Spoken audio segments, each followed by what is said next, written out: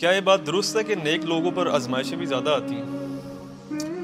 ہاں، یہ حقیقت بات ہے۔ سب سے زیادہ آزمائشیں ہمارے نبی علیہ السلام پر آئی ہیں۔ صحیح مسلم میں حدیث ہے، آپ صلی اللہ علیہ وسلم کو طائف کے موقع پہ پتھر لگے، آپ کے مبارک خون سے مبارک جوتیاں جو ہیں وہ بھر گئیں، اور غزوہ احد کے موقع پہ آپ کے 4 دانت شہید ہوئے۔ ترمذی میں اور ابن ماجہ میں ایک صحیح حدیث ہے، آپ صلی اللہ علیہ وآلہ وسلم نے فرمایا کہ اللہ تعالیٰ سب سے زیادہ تکلیف دنیا میں ان کو دیتا ہے جو اللہ تعالیٰ کو سب سے بڑھ کر محبوب ہوتے ہیں، یعنی انبیاء کرام۔ یہ آپ نے فرمایا کہ نبیوں پہ سب سے زیادہ تکلیف آتی ہے۔ اس کے بعد آپ نے یہ نہیں کہا صحابہ پہ آتی ہے، آپ نے کہا ان کے بعد ان پر جو اللہ کو نبیوں کے بعد سب سے بڑھ کر محبوب ہوتے ہیں۔ اب کئی صحابہ ہیں، انہوں نے پوری زندگی لگژریس لائف گزاری ہے، کئی نے تکلیف اٹھائی ہیں، اور آج بھی کئی لوگ ایسے ہیں جو لگژریس لائف گزار رہے ہیں، کئی تکلیف اٹھا رہے ہیں۔ یہ اب اللہ کو پتا ہے کہ کس نے کس قسم کی تکلیف اٹھانی ہے۔ پھر وہ چاہے صحابی ہے، چاہے قیامت تک آخری کوئی مسلمان آنے والا ہے، وہ اللہ نے اب ڈیفائن کرنا ہے کہ کس کو کتنے لیول کے اس کے ایمان کے اعتبار سے آزمایا جائے گا۔ سورہ العنکبوت کا آغاز اس سے ہوتا ہے کہ لوگ اس بات پہ چھوڑ دیے جائیں گے کہ وہ کہیں کہ ہم ایمان لے کے ان کی آزمائش نہیں ہوگی، تم سے پہلے لوگوں کو بھی ہم نے آزمایا اور تمہیں بھی ضرور آزمائیں گے۔ پھر سورہ بقرہ میں بھی ہے وَلَنَبْلُوَنَّكُمْ بِشَيْءٍ مِّنَ الْخَوْفِ وَالْجُوعِ وَنَقْصٍ مِّنَ الْأَمْوَالِ وَالْأَنفُسِ وَالثَّمَرَاتِ، ضرور آزمائیں گے، خوف سے، بھوک سے، جان اور مال میں نقصان سے، پھر دیکھیں گے کون صبر کرنے والا ہے۔ ان اللہ مع الصابرین، تو آزمائش تو آنی ہے۔ تو ترمذی ابن ماجہ کی حدیث ہے، اس کے بعد ان پہ آتے ہیں آزمائش جو ان کے بعد اللہ کو سب سے بڑھ کر محبوب ہوتے ہیں، اور بندہ زمین پر اس طریقے سے آزمائش جھیلتا رہتا ہے حتیٰ کہ اللہ تعالیٰ اسے پاک و صاف کر کے اپنے پاس بلا لیتا ہے۔ آزمائش انسان کے گناہوں کے جھڑنے کا بھی سبب بن جاتا ہے، اور جن کے گناہ نہیں ہوتے ان کے لیے فضیلت کا سبب بن جاتا ہے۔ بخاری مسلم میں حدیث ہے، کسی مسلمان کو کوئی دکھ، درد، اندیشہ بھی پہنچتا ہے، ذہنی ٹینشن بھی، ٹینجیبل نہیں، نان ٹینجیبل چیز، حتیٰ کہ اس کے پاؤں میں کانٹا بھی چوب جائے، اس کے بدلے بھی اللہ اس کے گناہوں کو معاف کر دیتا ہے، اس کے درجات بلند ہوتے ہیں۔ تو تکلیفیں تو آتی ہیں، اور نبیوں پہ بھی آئیں، ان کے ماننے والوں پہ بھی آئیں، تکلیف کے بغیر تو اللہ نے چھوڑنا نہیں ہے۔ البتہ ہر بندے کا ٹیسٹ ڈیفرنٹ ہے، کسی کو اللہ تعالیٰ بے اولاد رکھ کے آزمائے گا، کسی کی جوان اولاد چھین کے آزمائے گا، کسی کی جوان اولاد کو نافرمان بنا کے آزمائے گا، کسی سے اس کی بینائی لے کے اس کو آزمائے گا، کسی کو کے گردے فیل کر کے اس کو آزما لے گا۔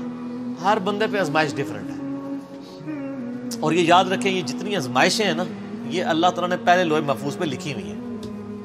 قرآن پاک میں ایک آیت ایسی ہے جو اس ٹروتھ کو ریویل کرتی ہے، اس کے بغیر تو آپ کڑ کڑ کے مر جائیں گے کہ میرے پہ یہ تکلیفیں کیوں آئیں۔ جب آپ کو یہ آیت پتہ چلے گی نا، پھر آپ کہیں گے یا اللہ جس حال میں تو رکھے، تو نے آزمانا تو ہے۔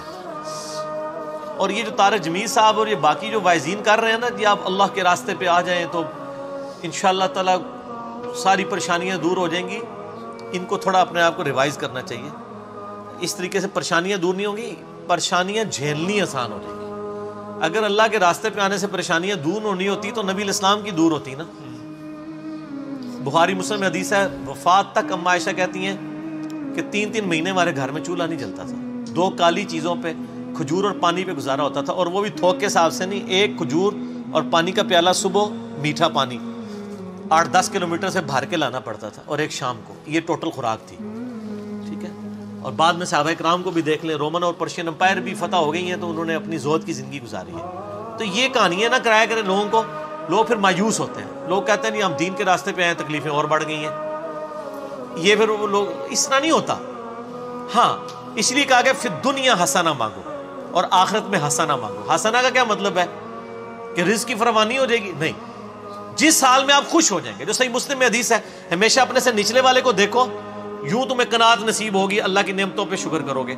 دنیا میں کوئی شخص کہہ سکتا ہے کہ میرے سے نیچے تو ہی کوئی نہیں ہے؟ سر ہر مسلمان اربوں لوگوں سے اوپر ہے۔ دنیا میں اس وقت بھی 4 ارب لوگ ہیں جن کے دل میں کلمہ نہیں ہے، تو مسلمان اس سے اوپر تو ہے نا۔ پھر اور نعمتیں گننے شروع کریں۔ سر پی سی ہوٹل کا مالک جو ہے وہ مرچ نہیں کھا سکتا، اور میں چنا چاٹ بھی کھا لیتا ہوں، تو میں اس سے بہتر ہوں۔ ایک فیکٹر میں نے کنسیڈر کیا نا۔ اس کے بعد دولت ہے تو کیا کرے گا؟ ڈالر کھائے گا۔ تو ہر بندے کو اللہ نے آزمائش میں ڈالا ہے۔ تو یہ آیت ہے سورۃ الحدید کی آیت نمبر 22 اور 23۔ اعوذ باللہ من الشیطان الرجیم. ما اصاب من مصیبت فی الارض، کوئی بھی مصیبت جو زمین میں آتی ہے، ولا فی انفسکم، یا وہ تمہاری جان میں آتی ہے، الا فی کتاب من قبل ان نبرأھا، وہ ہم نے لوح محفوظ پہ پہلے ہی لکھ لیا ہے کہ اس کو بھیجیں ہم.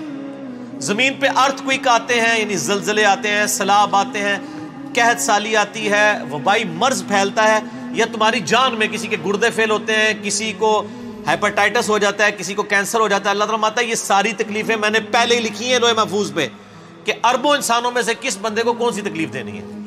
اللہ اکبر. ذالک ان ذالک علی اللہ یسیر، اور بے شک یہ اللہ کے لیے بڑا آسان ہے. تمہارے لیے مشکل ہے کہ اتنا ڈیٹا کیسے مینج کیا ہوا ہے، اللہ کے لیے آسان ہے. کس لیے؟ لکی لا تأسوا علی ما فاتکم، یہ اس لیے میں نے کیا تاکہ تم کف افسوس نہ ملو جو تم سے چھن جائے. کیا کہو؟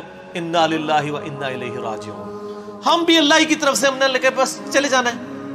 مسلم شریف میں حدیث ہے نا، جو تکلیف کے وقت یہ دعا پڑھ لے، انا للہ و انا الیہ راجعون اللہم اجرنی فی مصیبتی و اخلف لی خیرا منہا، تو اللہ تعالیٰ اس کو بہتر نعم البدل عطا کر دیتا ہے. میرا یوٹیوب پہ ایک کلپ ہے، غم کی خبر کو خوشی میں بدلنے کی دعا، اس میں نے ڈیٹیل سے اس کے اوپر بات کی، آج میں ڈیٹیل میں نہیں جاؤں گا.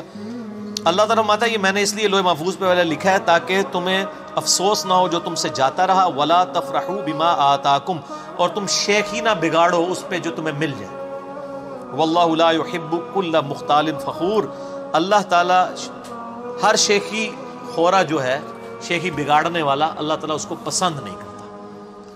تو اسلام تو کہتا ہے جی خوشی ہے تب گاڈ اورینٹڈ ہوں، غم ہے تب گاڈ اورینٹڈ ہوں. ٹھیک ہو گیا.